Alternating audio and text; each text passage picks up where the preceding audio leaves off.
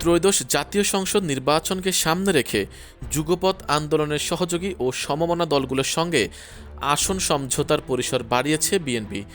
সর্বশেষ সিদ্ধান্ত অনুযায়ী শরিকদের জন্য আরও 7টি সংসদীয় আসন ছেড়ে দেওয়ার ঘোষণা দিয়েছে দলটি। বুধবার গুলশানে বিএনপি চেয়ারপারসনের রাজনৈতিক কার্যালয়ে আয়োজিত এক সংবাদ সম্মেলনে দলের মহাসচিব মির্জা ফখরুল ইসলাম আলমগীর এই সিদ্ধান্তের কথা জানান।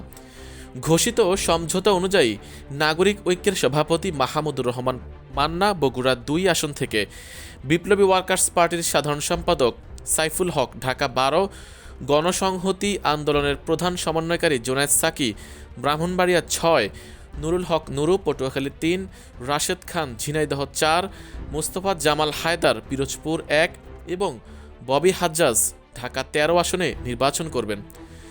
উল্লেখ্য, বিএনপি 2014 ও 2024 সালে জাতীয় সংসদ নির্বাচন বর্জন করেছিল, আর 2018 সালে নির্বাচনে অংশ নিলেও দলটি পূর্ণাঙ্গভাবে মাঠে থাকতে পারেনি।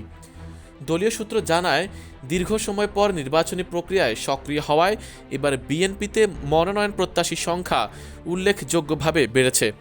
পাশাপাশি গত 1.5 দশকে রাজনৈতিক নিপীড়নের শিকার অনেক নেতার মধ্যেও নির্বাচনে অংশ নেওয়ার আগ্রহ তৈরি হয়েছে।